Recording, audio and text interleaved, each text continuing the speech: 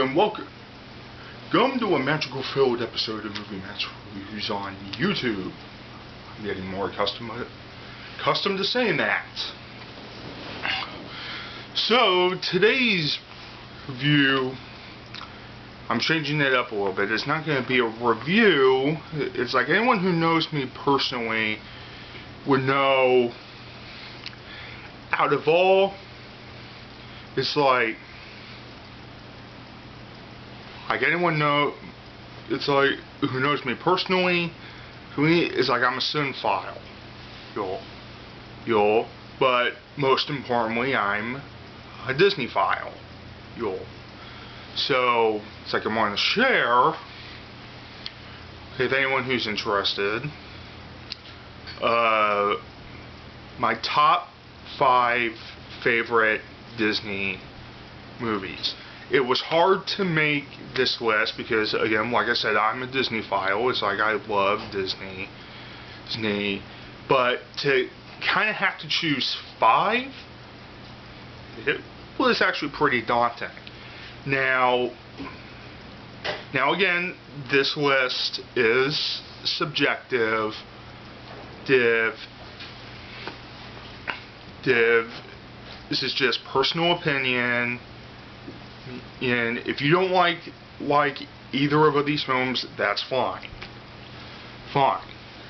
It's like, fine. So, without further ado, this is Movie Matt's top 5 favorite Disney films. At number 5, we have Bedknobs and Broomsticks. Now, this one kind of gets a bad rep because it came out it's like a decade after Mary Poppins did in '64. As a matter of fact, most, if not all, of the same creative team who worked on this was Poppins. It's like actually came from Poppins, and the story goes is that the rights to and White Poppins, this is actually based off of a series of books written by Mary Norton, and they were licensed by Walt Disney around the same time he got the Poppins license. And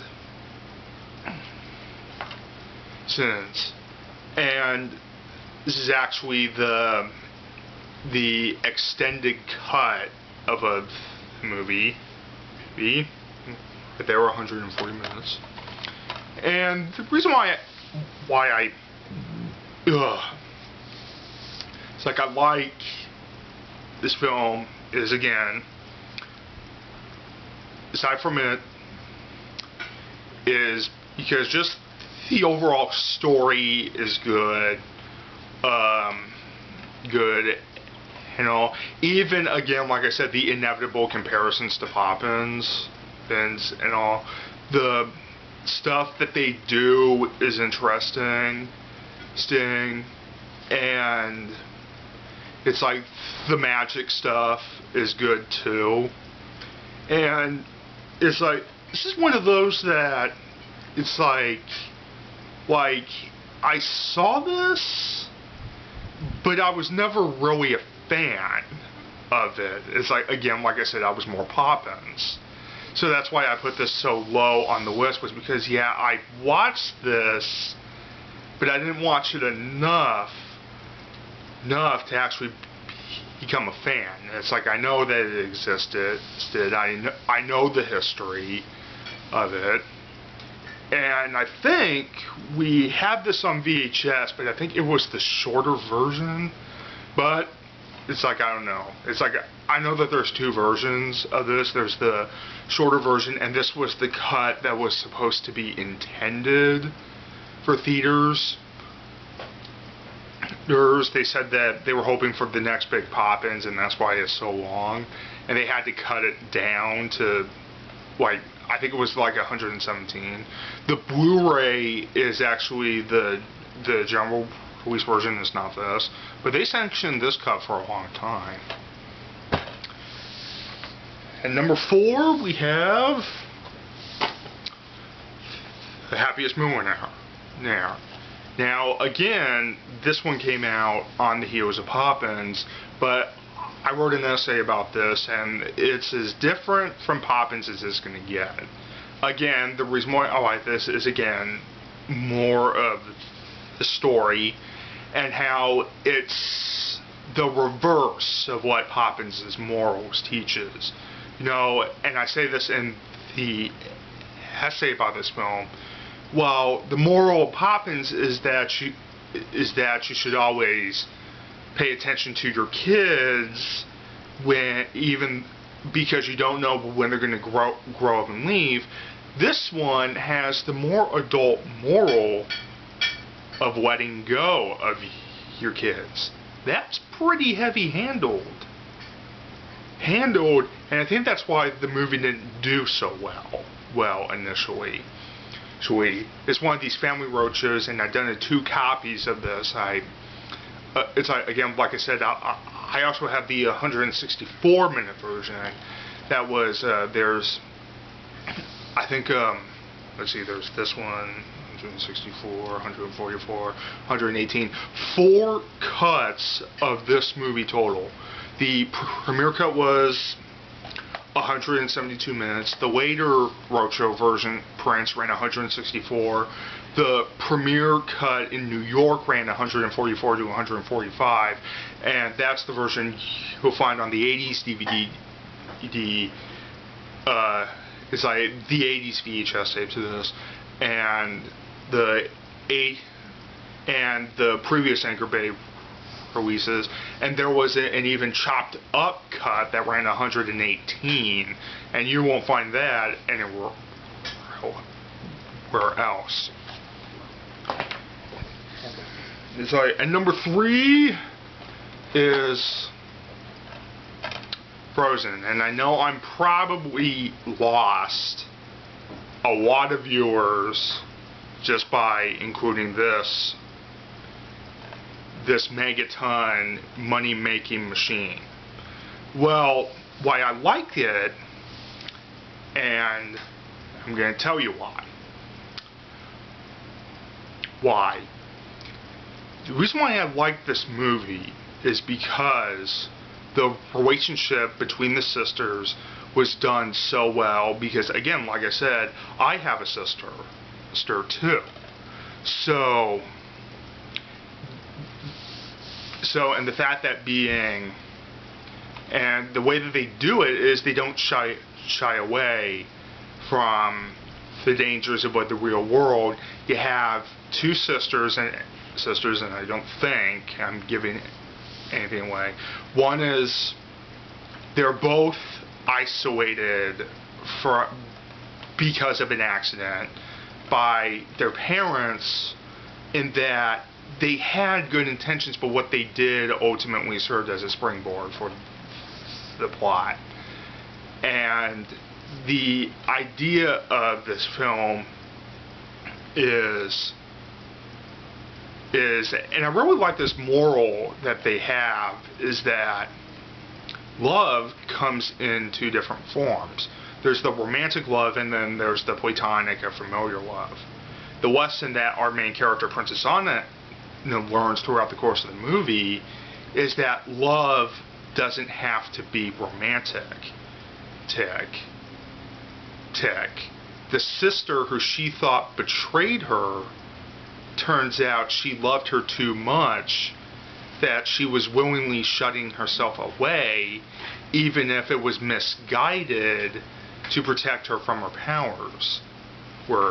And the fact that this is one of the few Disney films where there's not really an antagonist per se. Oh yeah, there is an antagonist, but what they do not really coincide with the main plot. So yeah, it's like, I like this because, again, they convey the relationship between the sisters, and I thought it was perfect. And number 2,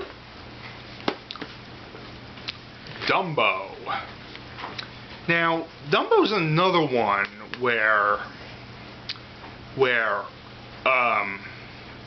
the title character is ostracized and has to go on this journey of self-knowledge and all that. This one is one of the more simpler Disney films. And in that, it's not as extravagant as it looks, and it's actually a good thing. It serves to, it's like, and what it is it's a simple type of storytelling. And telling the colors are not as harder, or they use a lot of softer colors in this, and it serves the film because, again, like I said, it's a simple story read and all. And for added bonus, the title character's cute too. So before I do number one, again, like I said, having to choose 5 favorite Disney films makes it really tricky because, again, as I emphasized before, again, Disneyfile. So I came up with some honorable mentions. So these are the honorable mentions.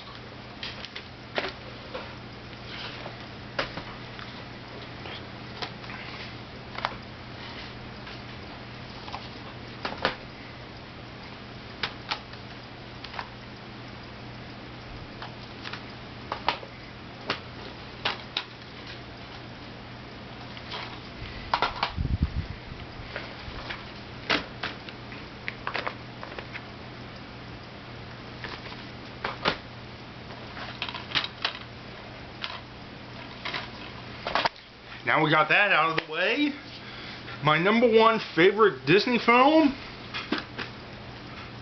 is actually not Frozen, Snow White and 7 Dwarfs. And the reason why I hold this film so close is because the final theatrical re-release of this film was actually the year I was born, and it came out in 1994. It's like it also holds the title of being the first ever Walt Disney Animation Studios film. Without it, Walt Disney Animation Studios in its present form would never have existed. Instead, the story, again, good. Characters, while they could have been fleshed out a little bit more, it gets a pass because, again, like I said, this is the first ever film, and they were still trying to find their niche. And later Disney films, such as Pinocchio, would flesh out the characters in some esteem, way, shape, or form. Again, it's a wonderful film in terms of the story, the animation, the characters, and all that. It says right there, Walt Disney's masterpiece. And this kicked off the Masterpiece collection. This also kicked off the Platinums, it kicked off the Diamonds, and it recently kicked off the Signature collection. And for a while, Disney resisted numerous attempts to put this film on video, and they found out that their copyright on this was going to expire overseas, and the only way to retain the copyright, put the film on video. So they put it on video, and straight out of their theatrical rerun in '93, and ultimately, and I'm assuming this became a success on video because it allowed people to own it.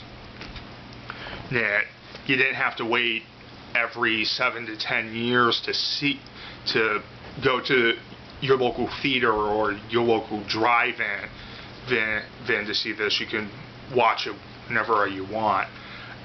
And a lot of the classics were eventually put on home video following their theatrical runs. So Yep, that's Snow White, my #1 favorite Disney animated film. Shocking. So that was Movie Matt's top 5 favorite Disney animated films. Now I might do a worst favorite, but you never know. You can check the channel and subscribe. Subscribe if you want.